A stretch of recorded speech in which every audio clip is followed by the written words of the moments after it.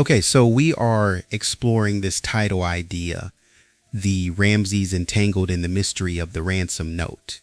And this topic, as we've been digging into this whole thing and how Burke, John, and Patsy each responded so differently to the very same piece of evidence that has carried the weight of decades of speculation. So without further ado, let's go ahead and get into it. When we start to pull back and really look at this, the focus inevitably circles around Burke Ramsey, John Ramsey, and Patsy Ramsey, and how their reactions to the ransom note became one of the most debated pieces of this entire case. The note itself, written on Patsy's own stationery and discovered by her at the bottom of the staircase, wasn't just a message. It became the centerpiece of countless theories. Burke, in particular, has drawn attention because of his claim that he never fully read it, choosing instead to stop at the words "listen carefully." That small detail has sparked questions about whether his behavior reflected natural avoidance, protective loyalty, or something deeper that connected to the staging theories investigators wrestled with. What makes this such a complicated subject is the way each family member approached the note so differently. John often distanced himself from the evidence altogether. Patsy dissected it word by word, and Burke turned away from it completely. These contrasting styles can't just be shrugged off because they highlight how individuals in the same family process the same object under extreme pressure. And when we think about criminological patterns, that division of response may not be coincidental.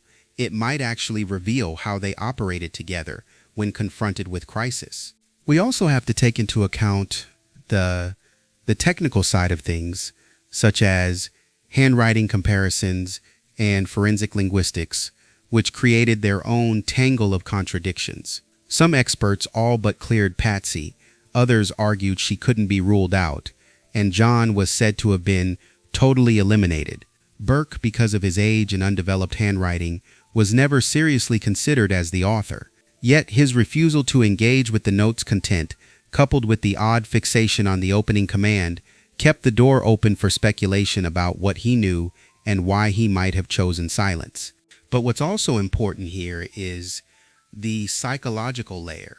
The way Burke described his life as a chaotic nightmare after the media descended, the way he smiled awkwardly in interviews, the way he defined himself as a private person, all of these things point to the development of defensive behaviors. When combined with the family's larger posture toward investigators, the ransom note, and the public, it's not hard to see why his avoidance is still dissected decades later. So as we move into this analysis, the goal is not to draw one neat conclusion about Burke's motives, but to walk through how his avoidance, his phrasing, his body language, and his family's responses all fit into the larger forensic and psychological puzzle. By doing so, we can better understand why the ransom note continues to be one of the most disputed artifacts in this case, and why the family's relationship to it has never stopped raising questions. Let's walk through the complexities surrounding Burke Ramsey's engagement with the ransom note found on the morning of his sister's death, breaking down the details into three major points that delve into the claims, potential reasons, and surrounding context. 1. Burke Ramsey's claim of never fully reading the ransom note. During his interview on Dr. Phil, Burke Ramsey was directly asked about the ransom note found in his home following JonBenet's murder. The host, Dr. Phil, specifically inquired if Burke had seen or read the note. Burke's response, as stated in the Dr. Phil transcript and a Burke Ramsey interview, was that he didn't think he had read the whole thing, though he had definitely seen pictures of it. He further elaborated on his reluctance, noting that the "listen carefully" phrase was very distinct, and he had never really looked at it closely because it's something that makes him get taken aback and not something he really wants to look at, a lot. This claim is notable because, as acknowledged in Burke Ramsey versus CBS, the ransom note was a central piece of evidence in the investigation of JonBenet's murder. The note, being 3 pages long, was found by Patsy Ramsey at the bottom of a spiral staircase and demanded $118,000 for JonBenet's return. Given its significance and Patsy Ramsey's initial finding of it, Burke's admitted avoidance of fully reading it raises questions about his psychological state and potential implications, which we'll explore further. If we start by looking at Burke's statement that he never really read the note, we can think about how unusual it is for someone not to engage with a central object in such a major event. Most people, out of sheer curiosity, would at least glance further into the content, even if reluctantly. That natural impulse is part of human cognition. When something carries importance, we instinctively want to know what it says. Now, if we consider the fact that Burke highlights the phrase, "listen carefully," it draws attention to how the human mind processes commands. Commands grab attention because they activate a mechanism in the brain that prepares us to act. For him to acknowledge that phrase, but then recoil from it, suggests a clash between that natural pull toward curiosity and his personal push to detach. When we think about the language of listen carefully, it is essentially an invitation to focus, to zone in. From a forensic psychology perspective, that type of language is designed to heighten urgency and create compliance. Most people, when confronted with that, are drawn in. Burke, however, claimed that it pushed him away, which creates an interesting reversal of expected response. On the same topic, it's worth noting how the body reacts physiologically when confronted with something unsettling. The sympathetic nervous system, the part responsible for the fight or flight response, can cause a person to look away, disengage, or even physically turn their head, as Burke reportedly did. That is a natural reaction, but in this case, the peculiarity lies in the fact that the trigger was only the opening phrase, not the full content. If we take another angle, there's a philosophical question about the refusal to look closely. In criminology, this can be read as an avoidance behavior, but avoidance itself has multiple interpretations. Sometimes it's a defense against inner discomfort, and other times it can be a distancing tactic from something incriminating. The difficulty is discerning which interpretation fits best. Let's also think about the repetition of avoidance language. Burke said he never looked closely, never really read it, didn't want to look at it much. When people repeat phrases of detachment, linguists often note that the repetition can be a sign of genuine discomfort or a subconscious reinforcement of a preferred narrative. The more it is repeated, the more it begins to function like a shield. Along the same lines, we should notice the parallel with John Ramsey's tendency to say he never saw or didn't really know certain things, despite evidence that he had access. The family pattern of distancing themselves from key details raises the question of whether this was simply a household communication style or a more deliberate habit of deflection that surfaced under stress. In addition to that, we can think about how attention works in children and young adolescents. Curiosity is usually heightened at that age, particularly with something mysterious or dramatic. To say that he was not drawn in at all is somewhat against the grain of normal development, where even fear tends to coexist with a desire to peek further. That makes his refusal stand out. What's also interesting is the way he framed "listen carefully" as distinct. In memory studies, when one recalls a single sharp phrase rather than the broader context, it often signals that the memory is anchored by emotional salience, something that felt charged in the moment.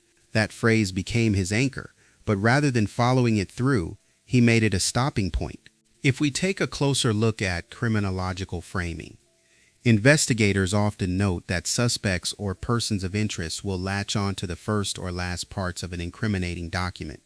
Patsy focused on the beginning and the end of the note. Burke, focusing on the opening phrase, follows this same pattern, suggesting that certain sections carried heightened meaning for them individually. Let's think through another idea, the psychology of commands and defiance. When a note says "listen carefully," most would lean in, but Burke's response was essentially, "No, I won't." This reversal can be interpreted as youthful resistance, or perhaps as something more deeply ingrained, a symbolic act of turning away from authority, which criminology views as a sign of internalized pushback. When we reflect on human behavior broadly, there is nearly always the temptation to look when told not to, or to listen when told to be silent.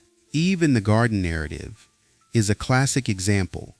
The pull of curiosity overrides the prohibition. Burke rejecting the natural pull suggests either a strong emotional block or a rehearsed attachment. On the same point, being taken aback is a curious phrase. Linguistically, it implies more than simple avoidance. It's not just disinterest, it's a kind of defensive offense, as if the phrase itself imposed too much to feel taken aback by two simple words, hints that they struck a nerve far beyond their literal meaning. We should also consider the body mechanics of looking away. In interviews, Burke sometimes turned his head. Gaze aversion is common in stressful settings, but when linked to a specific word or idea, it can signal the brain's attempt to sever sensory input from something it finds too uncomfortable. The head turns away as if to shut the door.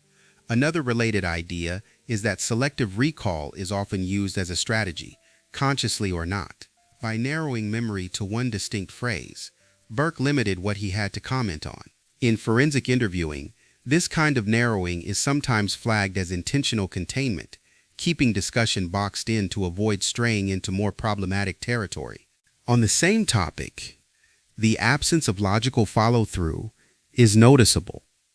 If he truly could not get past that phrase, one would expect him to explain why in more emotional or rational terms. Instead, the reasoning stops short, which leaves investigators with the impression of incompleteness, a narrative gap that demands interpretation.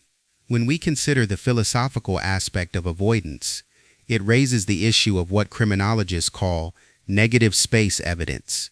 Sometimes what is missing, what is not looked at, not read, not spoken, is itself the clue.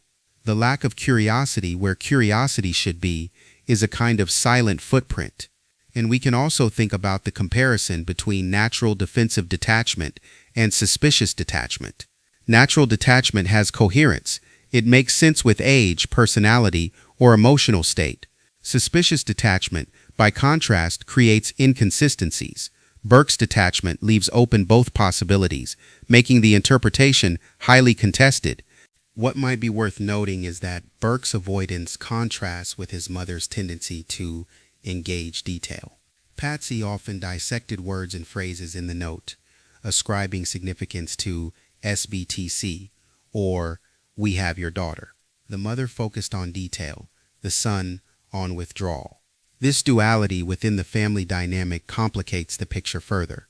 If we dig into criminological philosophy again, the concept of denial of engagement appears.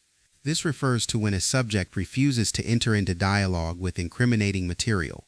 It's not a denial of the event itself, but a denial of participating in the dialogue around it. That seems consistent with Burke's behavior toward the note. Another way to think about this is in terms of conditioned patterns. If John downplayed evidence and Patsy analyzed evidence, Burke may have internalized a third path: refusal to engage at all. Family systems theory suggests that children often carve out distinct but complementary roles in response to parental models. Let's also entertain the perspective of the perpetrator. Whoever authored the note used phrases designed to command focus. If the note was staged, then the phrase "listen carefully" could have been meant to simulate the authority of a real kidnapper. If Burke unconsciously knew it was staged, that phrase might trigger rejection because he felt it didn't belong. Along those same lines, if the perpetrator knew the family's psychological tendencies, the phrase "listen carefully" may have been a deliberate insertion to see how each member would react. In this sense, Burke's recoil could reflect not just his own psychology, but the success of the manipulator in planting a destabilizing command. Finally, when we step back, the logical and deductive reasoning leads us to a strange crossroad. On one side, Burke's reaction could be the perfectly human instinct to avoid something tied to unbearable family pain. On the other, the lack of curiosity and refusal to engage could point to a deeper alignment with a family pattern of distancing that complicates the search for truth. 2. Potential reasons for avoidance, trauma shield, or psychological impact. Burke Ramsey's reluctance to fully engage with the ransom note can be interpreted through the lens of a trauma shield or the profound psychological impact of his sister's murder. In the Dr. Phil transcript, Burke describes the pervasive media attention following the murder as making their lives crazy, with cameras and news trucks in their yard and tabloids featuring his and JonBenet's pictures at the supermarket. He characterized this experience as a chaotic nightmare and stated it made him a very private person, explaining his initial skepticism about media appearances. This aversion to the public and the constant reminder of the tragedy could certainly lead to a natural inclination to avoid distressing details such as the full content of a ransom note related to the crime. Furthermore, in his interview with the psychologist, Dr. Suzanne Bernhard, Burke's responses about what happened to his sister were described as somewhat awkward, stating, "I think I felt a little awkward talking about it, and I think it was just something that I thought everyone knew." This suggests a possible coping mechanism of detachment, or an assumption that the horrific details were universally understood, making personal re-engagement with them unnecessary or too painful.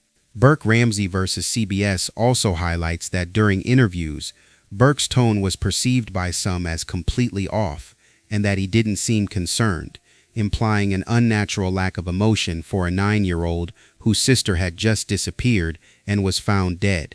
However, the same document argues that this interpretation is a false implication, emphasizing that Burke did not know what happened to his sister when interviewed and did not witness her murder. His age at the time, 9 years old.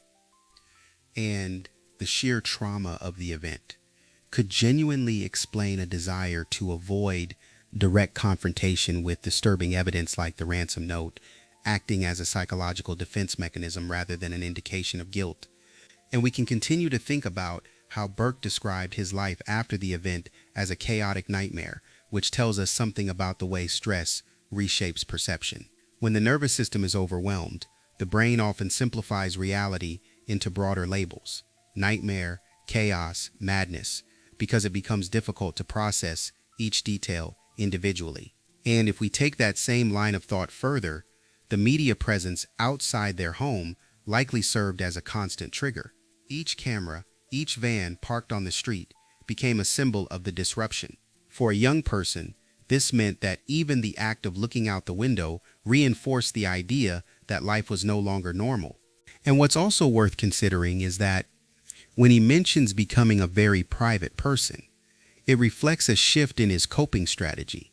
People often develop what psychologists call protective withdrawal, which means building psychological walls to keep overwhelming reminders at bay. This is a common survival tool, but also complicates how outsiders interpret the person's behavior. And on the same topic, awkward responses in interviews might not be awkwardness in the casual sense, but a mismatch between his natural energy and the constrained setting of questioning. A child used to moving quickly or being lively might look uncomfortable when forced into stillness, creating the impression of evasiveness.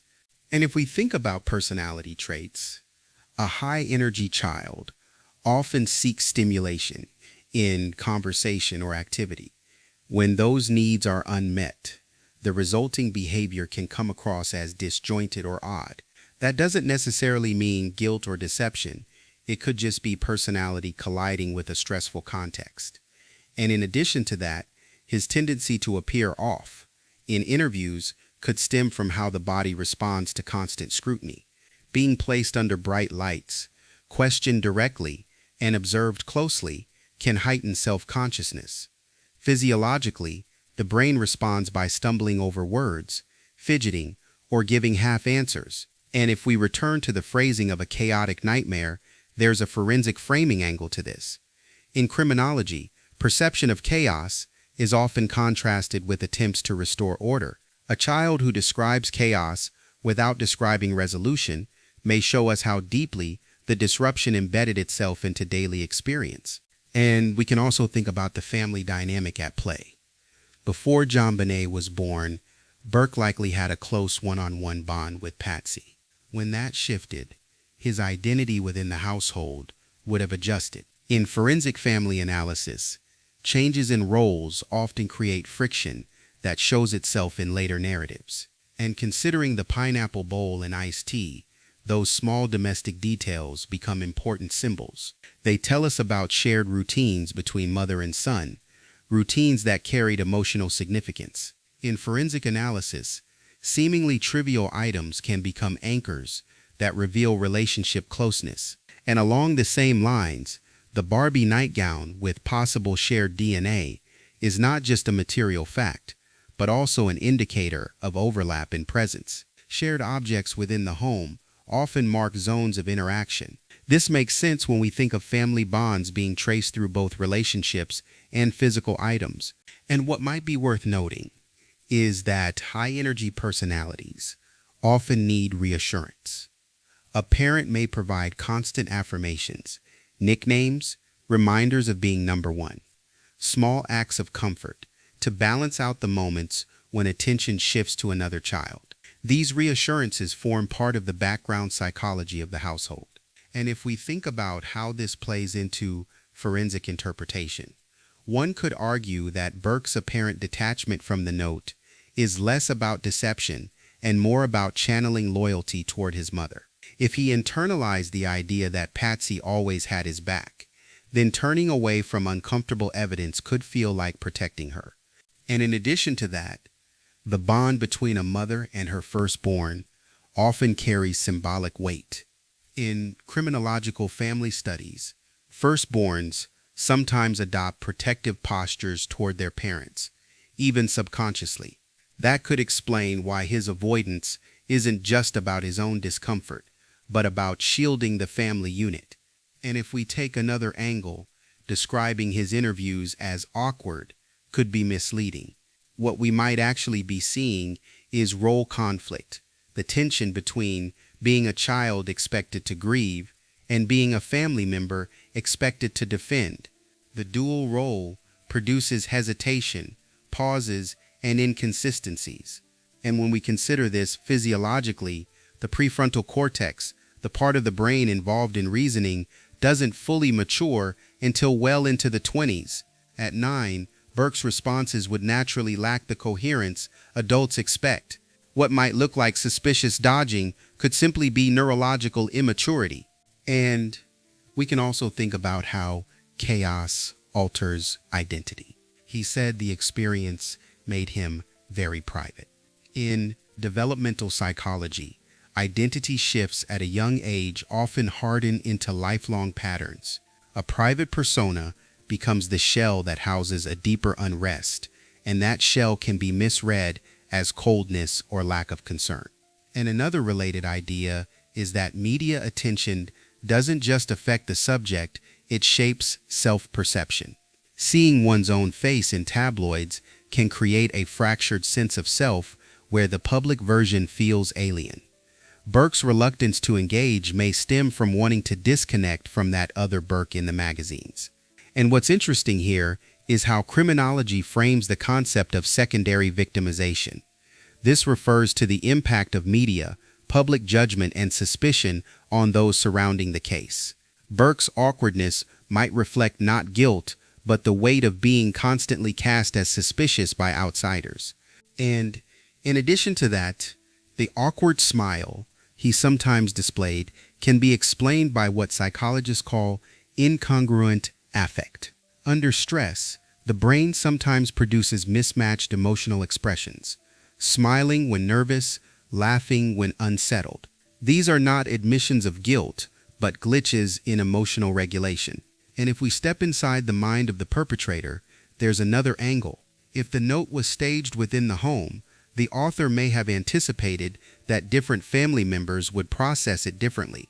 Burke's avoidance then could ironically validate the manipulator's intent to create discomfort so strong that even mentioning the note became unsettling.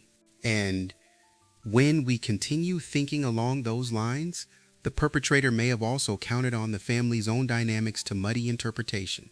A mother focused on detail, a father claiming ignorance, and a child turning away together, those patterns create layers of ambiguity that make truth harder to pin down. And what's worth adding is that Burke's awkwardness might not only be personal, but situational. In interviews, the pressure to appear normal is paradoxical. The harder you try to seem natural, the more forced it looks. Investigators trained in microexpressions often mistake this tension for deception. And lastly, we can think about the fact that his so-called awkwardness doesn't stand alone. It has to be weighed against developmental stage, family loyalty, environmental chaos, and media scrutiny.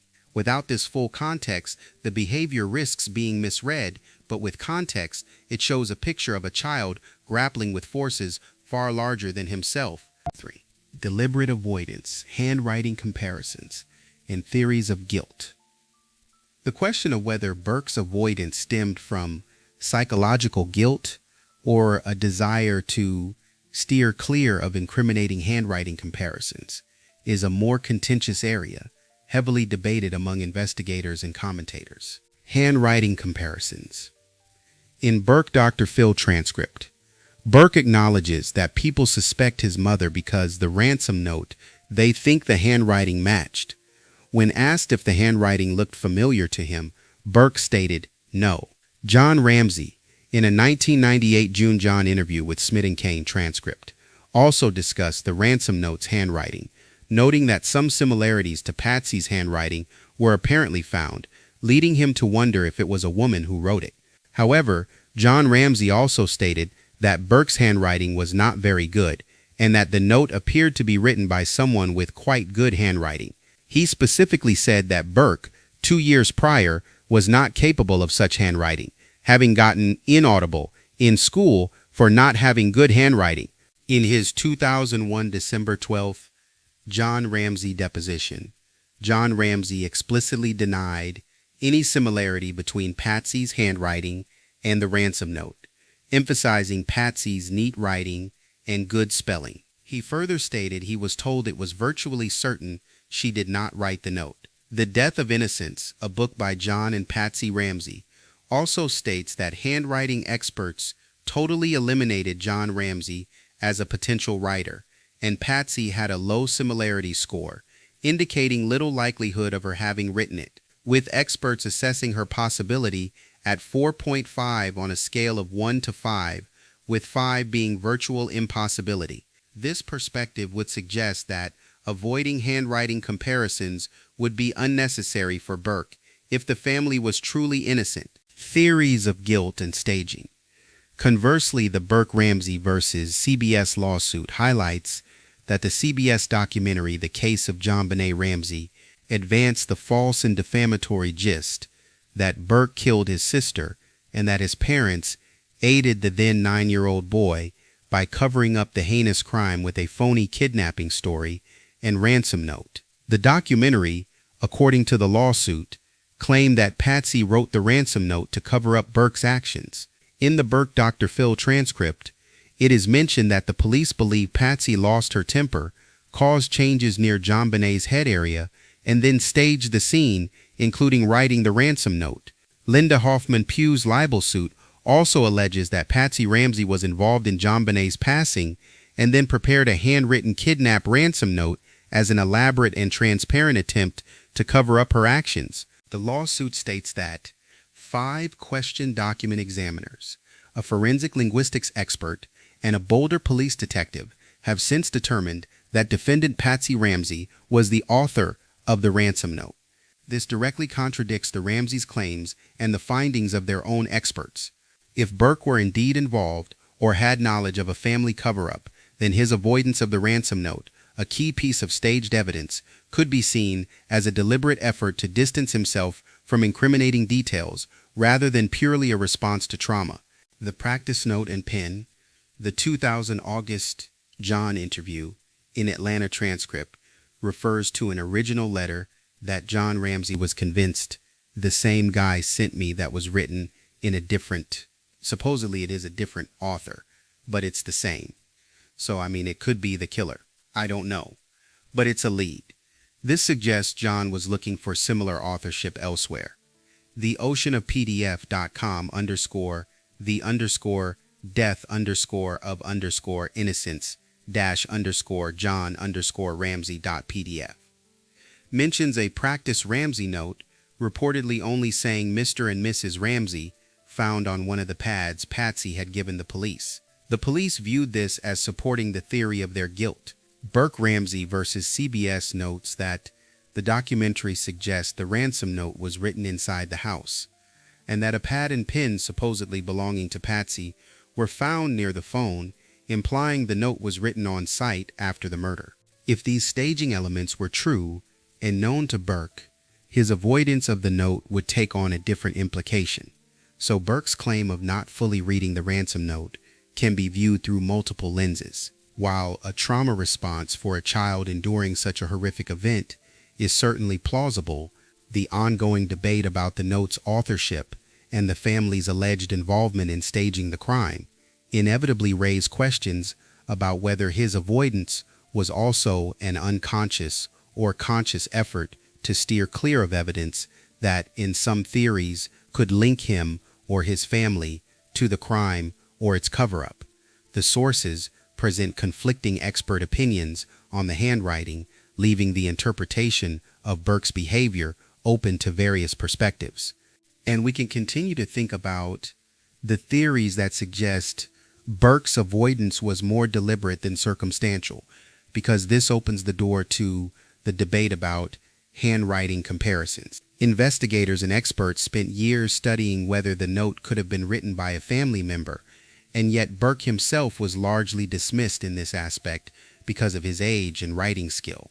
And if we look more closely at that, John Ramsey even pointed out that Burke's handwriting wasn't developed enough to match the neat, controlled style of the ransom note.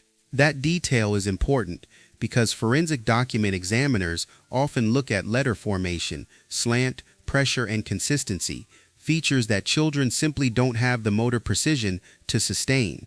And what's interesting about that is the contrast between Patsy's known neat handwriting and the ransom note's more labored look. Forensic experts often talk about disguise writing, which is when someone deliberately alters their handwriting to avoid detection. In layman's terms, it's like writing with your non-dominant hand, sloppy but intentional. And on the same topic, we can think about how John claimed experts told him it was virtually certain Patsy didn't write it, yet other experts argued she couldn't be fully eliminated. That tension shows how forensic handwriting analysis is probabilistic, not absolute. It can suggest likelihood, but rarely give 100% certainty. And in addition to that, if Burke avoided the note to sidestep handwriting discussions altogether, it raises the question of whether he was protecting himself or protecting someone else. Criminology often emphasizes family loyalty as a strong motivator in cases where suspicion spreads within the household. And what's also worth noting is how the CBS documentary framed the situation, alleging that Burke killed his sister and Patsy wrote the note to cover for him. Even though Burke sued and won a settlement, the theory itself underscores why his avoidance of the note became so contentious. It could be read as shielding his own involvement. And if we think further about staged evidence, criminologists describe staging as an intentional alteration of a crime scene to mislead investigators. The ransom note is often cited as one of the clearest examples of possible staging in modern cases, precisely because of its length, theatrical tone, and on-site discovery. And along the same lines, the idea of a practice note being found in the house adds weight to the staging theory. The practice sheet with Mr. and Mrs. Ramsey written on it suggests that the author may have rehearsed. In lay terms, it's like rough draft notes before writing the final version. And when we continue considering this, Burke's avoidance could be explained in two directions. Either he genuinely didn't want to revisit the disturbing circumstances, or he knew the note represented something artificially created within the home. That duality is what makes his reaction so difficult to pin down. And another point worth thinking about is the presence of the pad and pen from Patsy's belongings near the phone.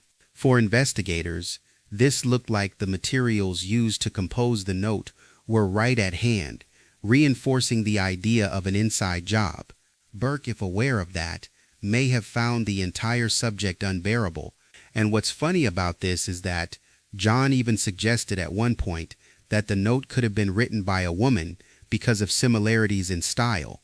That admission shows the uncertainty even within the family itself, which makes Burke's silence all the more suspicious. Why would he not be curious to know if his mother was being implicated?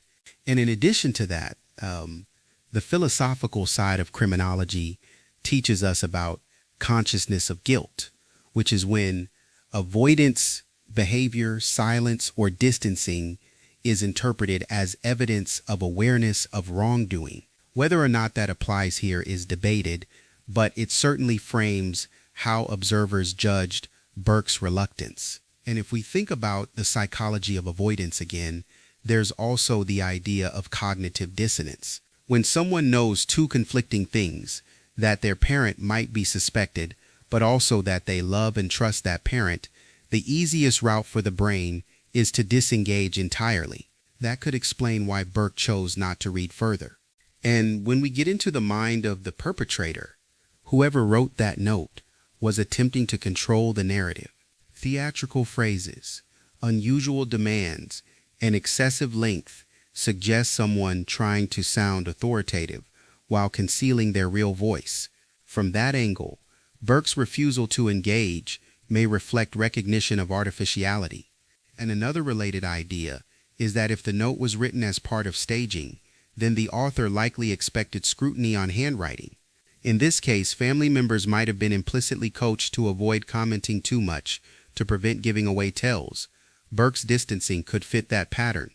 And what's important to remember is that in forensic linguistics, word choice can reveal authorial fingerprints. The note contained odd phrases like foreign faction and we respect your business, which investigators found unusual.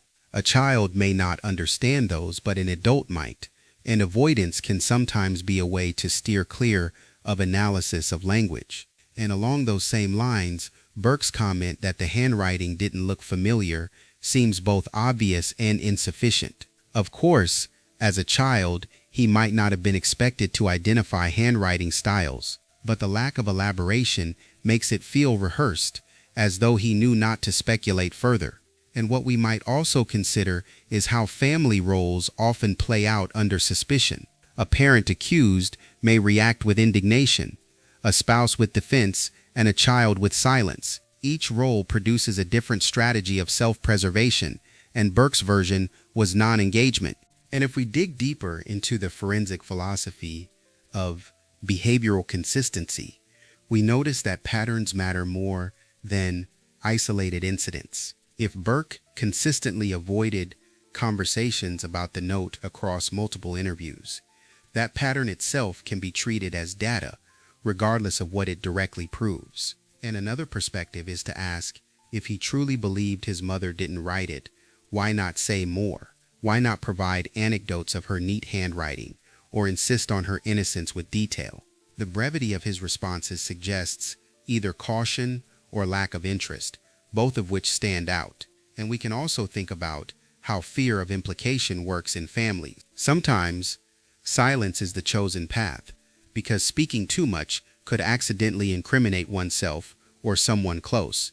That fear doesn't require actual guilt, just the perception of danger. And getting inside the mind of the perpetrator again, if the note was staged, the plan was to overwhelm investigators with detail and confusion.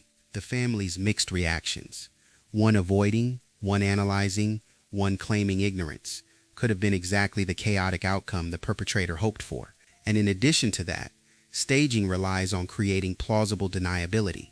A note found in the house, written with the family's pad and pen, but cloaked in odd phrasing and deliberate length, was meant to blur lines. Burke's avoidance may have been part of that larger fog, whether intentional or not. And finally, we can conclude that Burke's distancing from the ransom note can't be understood in isolation. It sits at the intersection of family loyalty, forensic handwriting debates, psychological coping, and criminological theories of staging. His avoidance may signal innocence or calculated detachment, but either way, it keeps the mystery unresolved. Let's discuss a few things a little further that we've talked about thus far, because when you step back and piece them together, you start to see a more layered picture than if you just look at each point in isolation. It's kind of like putting puzzle pieces on the table. They don't make sense until you stand back and look at how they're arranged, and suddenly the larger image begins to appear. One thing that stands out right away is Burke's focus on listen carefully and how he fixated on that as the phrase that stopped him. What's fascinating here is that commands like that are usually designed to grab your attention and pull you in. Yet his response was the opposite. He pulled away. In simple terms, it's like someone saying, "Look at this," and you immediately shut your eyes. From a technical standpoint, that's what psychologists would call an aversive reaction, where instead of compliance, the brain treats the stimulus as threatening. Now, if we go a little deeper into that, you can see how unusual it is in terms of natural curiosity. Human beings, even children, are wired to lean into things that spark urgency or mystery. Think about hearing a loud noise. You almost always turn your head to see what it was. For Burke to say he didn't even want to go past the opening words pushes against that instinct. This doesn't prove guilt, but it does make us pause and ask, what would make someone fight against their own curiosity like that? And another related idea is that avoidance itself can serve multiple roles. In one sense, it can be protection. You don't want to revisit something that hurts.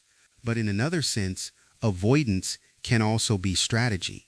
You distance yourself from something that could be damaging if you get too close.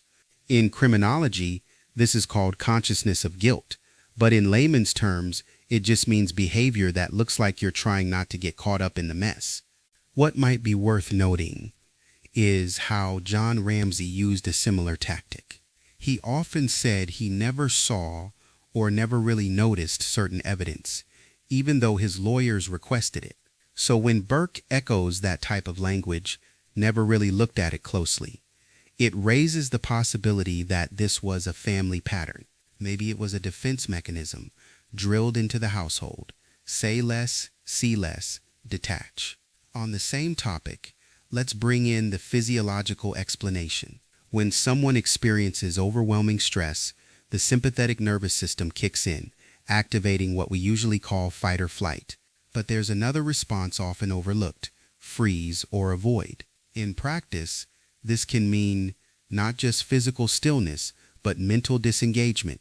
For Burke, turning his head or refusing to read could have been that freeze-avoid response. It's the body's way of saying, no more input, I can't handle it. And if we continue thinking along those lines, the awkwardness in Burke's interviews makes more sense. Awkward pauses, smiles at the wrong time, or short answers are often misread as deception. But psychologists studying incongruent affect explain that under stress, people sometimes show mismatched emotions. In layman's terms, it's like laughing at a funeral, not because you think it's funny, but because your emotions get scrambled under pressure. But what's also interesting is how his personality complicates this. People close to him described him as high energy, a child who needed stimulation. Now place that type of personality in a controlled interview where you have to sit still, answer carefully, and keep eye contact. That mismatch alone could generate the kind of odd behavior that was later interpreted as suspicious. In addition to that, when he described his post-incident life as a chaotic nightmare, it's revealing that phrase isn't a legal defense, it's a personal label. What psychologists call global labeling happens when the brain stops trying to process detail and just gives the whole situation one overwhelming name. It's like saying it was all just too much. That in itself tells us about his internal state. He may have been too overwhelmed to want to engage with something as specific as a ransom note. And if we step into the criminological frame, there's also the theory of staging to consider. The ransom note has long been seen by investigators as potential staging, meaning it was written to deliberately mislead. If that's true, then avoiding it could carry two interpretations. Either Burke sensed it was artificial and rejected it, or he knew on some level that it was part of something orchestrated and didn't want to talk about it. Another layer to this is the practice note that was found. From a forensic standpoint, that looks like rehearsal, a dry run before the final act. Now imagine being in the house where that pad and pen were used and you're later asked about it. For a 9-year-old, the safest option might be to simply claim no memory, no knowledge, no engagement. It's the simplest way to avoid entanglement. And what's funny about this is how Patsy responded so differently. She zoomed in on details. "We have your daughter, SBTC victory," whereas Burke zoomed out entirely. One engaged detail, one detached from it altogether. In family systems theory, this kind of split makes sense. Family members take on complementary roles under pressure. One analyzes, one ignores. And what might be worth noting again is that Burke explicitly said the note didn't look like his mother's handwriting, pointing out her neatness compared to the sloppy look of the ransom note. On the surface, this defends her, but the counter is obvious. Handwriting experts argued she couldn't be ruled out because disguising handwriting often creates sloppiness. So his defense, while loyal, actually plays into the suspicion. Let's think too about the bigger picture of family loyalty. A child often protects a parent instinctively, even without clear instructions to do so. That could explain why Burke seemed to avoid delving too deeply into the note or speculating beyond safe phrases. Silence can be its own kind of loyalty. In criminology, this falls under protective non-engagement. And if we get inside the mind of the perpetrator for a moment, whoever wrote that note may have actually counted on confusion like this. By making the note long, bizarre, and theatrical, they ensured that each family member would react differently. One recoils, one analyzes, one shrugs. That division of response muddies the waters and makes it harder for investigators to trace a clear line. Finally, the most critical takeaway is that Burke's avoidance cannot be read in just one direction. It could have been the normal reaction of a child overwhelmed by chaos, or it could have been the careful distancing of someone aware that the note was not what it appeared to be. The truth likely lies in the tension between those two readings, and it's that tension, the push and pull, that keeps this part of the case endlessly debated. And coming out of that last point, it becomes clear that Burke's avoidance of the ransom note cannot be pinned down to one clean explanation. On one side, it looks like the natural reaction of someone who didn't want to reopen wounds, especially as a child under enormous public pressure. On the other, the consistency of his detachment, paired with the staging theories and the contradictions in handwriting analysis, leaves space for those who see his behavior as more calculated. What's worth remembering is that Burke's silence around the note didn't happen in a vacuum. It mirrored John's tendency to claim ignorance and contrasted with Patsy's urge to overanalyze, creating a triangle of responses that, taken together, only deepened the mystery. In that sense, each Ramsey's approach to the note became as telling as the note itself. From a forensic perspective, staging theories, practice drafts, and the presence of the pad and pen in the house all point back to the home. From a psychological perspective, defensive withdrawal, incongruent affect, and loyalty to family complicate how we interpret avoidance. These two threads, criminology and psychology, intertwine in a way that makes the ransom note less a static document and more a mirror reflecting the household that surrounded it. And when we step into the mind of whoever authored the note, whether inside or outside the house, it's striking to see how effective it was in sowing confusion. Its very structure ensured that no two people in the family responded the same way, and that chaos still lingers today in the form of public debate and conflicting theories. So, winding down, the ransom note remains less about its actual words and more about how people reacted to it, what they avoided, what they dissected, what they claimed not to see. Burke's refusal to go beyond listen carefully fits into that larger pattern of selective engagement that defines the case. And maybe that's why, decades later, the note still holds such power. It was never just about what was written on the page, but about what it revealed or concealed in the people closest to it. And with that being said, I appreciate you watching. I hope you're doing well, and I hope you're taking care of yourself. Once again, don't forget to like, share, and subscribe. Sending out love and hugs to everyone. Until the next video, take it easy.